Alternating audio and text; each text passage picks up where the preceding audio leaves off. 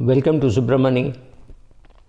One advantage of being in the market for a pretty long period of time is that you have seen recessions, which means you have seen market falls, and market falls can be quick and vicious, right? You can have a very long bull run and a dramatic 30% fall in 10 days or 12 days, right?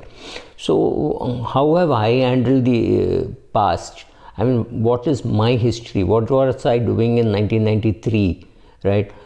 Specific things are not needed, but I can tell you what I have learned, and also from my reading of the past data and how people behaved. In fact, I think people behavior is far more important than what we give weightage to. So first steps, or rather step number one, acknowledge that it is a crash. When market falls 10%, like say you've seen the Sensex at 50,000, if you see the Sensex at 45,000, accept that it is a crash. A 10% fall is a crash. No, we are not in bear market territory, but we are in a crash. So stop listening to media saying it is a correction, it will come back. Remember, it's a crash, it's a crash, it's a crash. So if 10% is something which happens very regularly, yes, it happens very regularly, you have to be careful, but you have to first of all acknowledge that it is a crash. At this stage, you stop all your analysis about every company. Yes, it is market share is rising, the EPS is rising, last 2 quarters have been great, last 10 quarters have seen a rising EPS, all that is fantastic. But when the markets come down, markets crash, and markets are in a bad mood, nothing can stand against it. Absolutely nothing. Remember, you will always get a chance to buy the same share at a lesser price. Very rarely does one share stand up against the storm. Yes, there are some such shares. I'm not going to talk about it, but there are some such shares.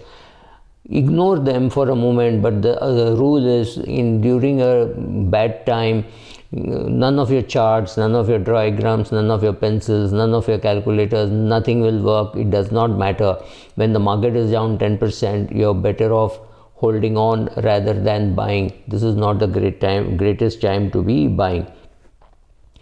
You will have sell-side equity analysts telling you when a share is a great buy at 500, it becomes a better buy at 430, 440. But remember, this has fallen more than 10%. So chances are it might fall further. Also remember, when you walk into a kitchen and you see a cockroach, you have to be sure that it is not alone. So yes, there will be a lot of people trying to tell you a lot of things, but you have to watch the market sentiment and not listen to sell side stories, and they're all happy to sell their shares, right? And I think the most important person to ignore are the big fund managers, for whom you have a lot of respect. Remember, fund managers have a huge sales role. They may not admit it in public, they cannot admit it in public, they may not admit it in private, but they have a sales role.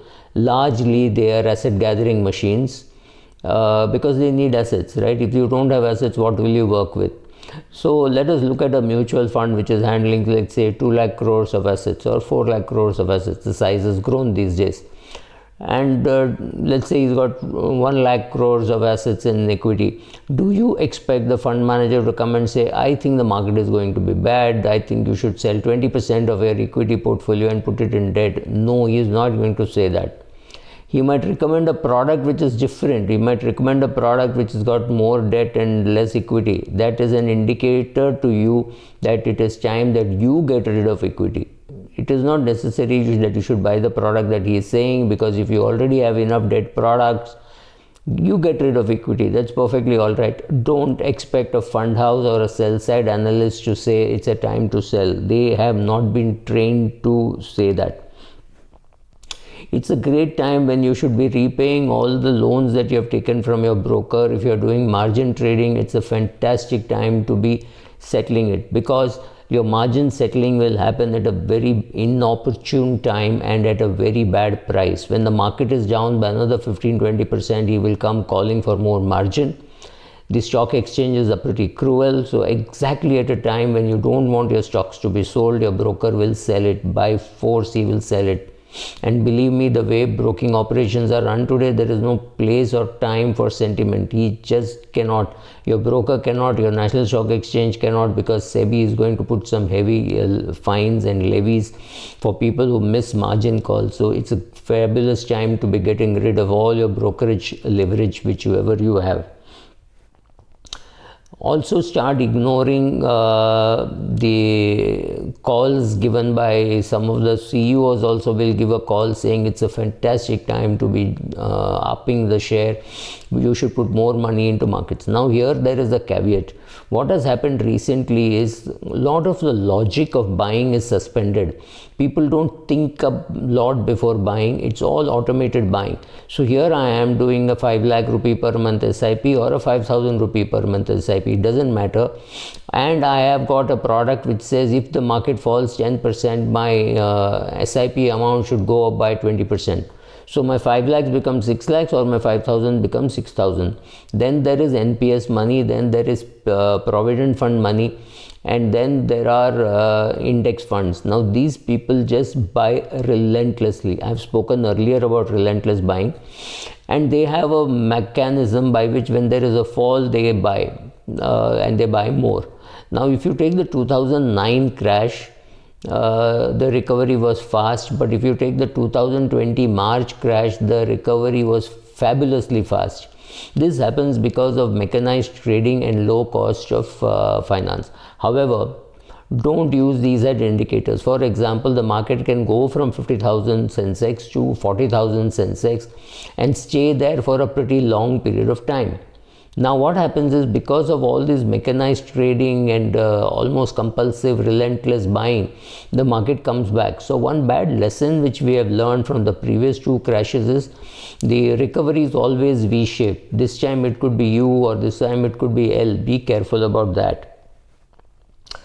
Make two lists. One list of, let us say you woke up a little late and the market has already fallen. Then make two lists. One list is shares to sell when the market goes up, and second list of shares to buy when the market goes down even further.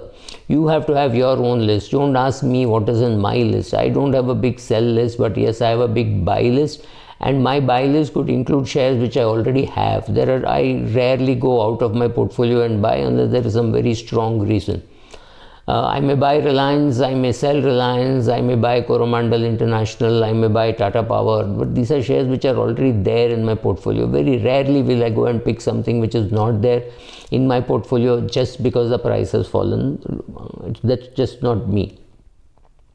It's of course important to watch the indicators like EPS, etc., but it is a fantastic time to be watching the sentiment, see what people are doing. Right now people are getting together and trading. Right now people are getting together online and trading, saying what did you buy, and that kind of a thing, like watching a movie. It's become more like an entertainment rather than investments, right? Very important now, remember all your past lessons. Don't try catching a falling life. Don't think you will be able to get the bottom. Doesn't matter. Staying away is very useful, could be very useful. Also, it is a great time when you have to sell off all your mid caps and biotechs and NBFCs, etc., because the market will go after these and there will be a lot of bears trying to make money on this. So yes, I may have made money in Cholamandalam and Sundaram Finance and Equitas, but when it comes to a bad situation in the market, best thing for me is to get rid of this and stick to HDFC and SBI, which are anyway there in my portfolio, right? Or stick to the HUL rather than try buying some biotech share hoping that it will double. So what you have, maybe you hold, right? Very important that you stop talking with your mouth open. An Ambani Group company cannot fall below 100. Well, Anil took everybody to the cleaners, right? I had people saying that, oh, Reliance Power can't go below 400. Below 400, it's gone below 4, right? So suspend all these nonsensical words like, oh, it's an MNC, it cannot fall, it is paying dividends, so it won't fall. Every rule has been broken, right? So if you take very many shares, you take ITC, Who thought it will come down from 300 to 170? Yes, some of us knew that the government was selling through ETFs, so we were in a hurry, we got rid of it much earlier.